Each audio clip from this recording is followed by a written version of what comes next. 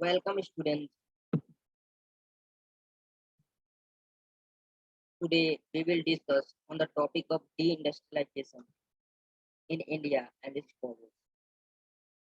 You all are familiar with the topic deindustrialization and its causes. But in this lecture, we will discuss the different economics and social thinkers about deindustrialization. And we will also discuss the debate among them.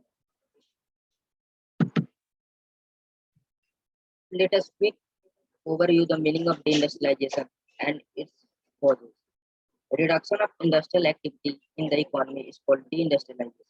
Causes: disappearance of food culture, adverse influence of British rule on, on taste and habit, tariff policy, weak industrial structure, competition from European manufacturers. Various economic and social thinkers, William Digby and Thomas Dutt, were perfectly justified in holding the British rule in India responsible for the economic plight of the Indian economy.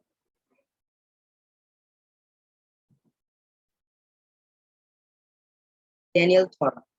Daniel Thoreau aimed to evaluate the notion of deindustrialization in India under the British rule during the last phase of the 19th century.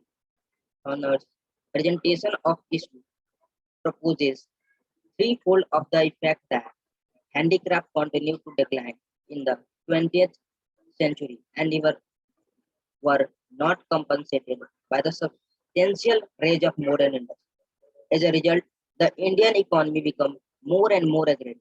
To test this hypothesis, Horner relied on information by level in census report from 1881 to 1931.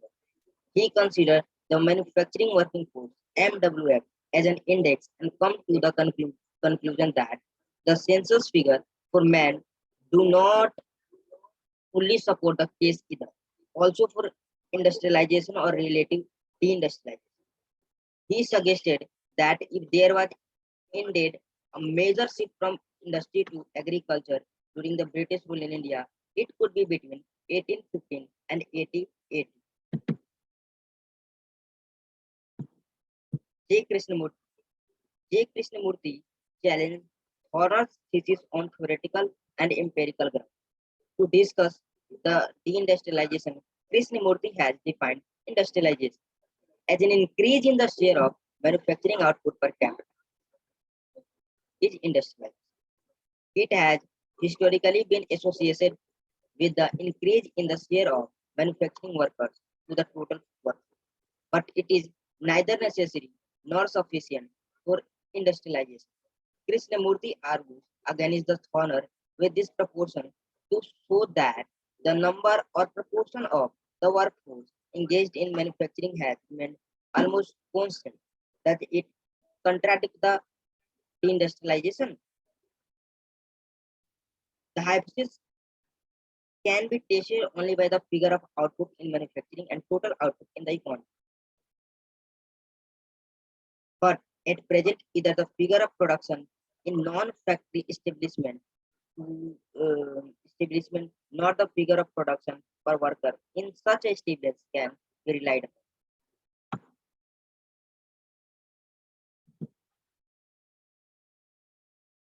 Krishnamurti is correct in his criticism of Horner that the MWF data alone does not give a total picture of the degree of deindustrialization.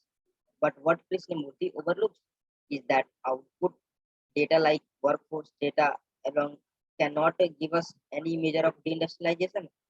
We can hardly understand anything from the ratio suggested by the Krishnamurti without considering the institutional structure of the economy.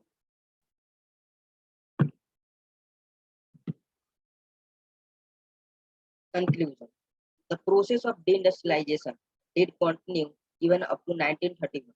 We have tried to show that Horner was mistaken in his inclusion of general labor and trade in the inclusion working force and his exclusion of female working force. We have also shown that Horner was incorrect in his method of measurement of relative deindustrialization. Instead of considering the total population, He considered only the working force, which itself was relatively declining over the period. We have not measured the changes in manufacturing output. Krishnamurti tried and failed. We have evidence from the study of a number of economists on national income accounting that the net national product or the national income in India did not increase in the period. This is all about the deindustrialization. Uh, Thank you, students. Take care.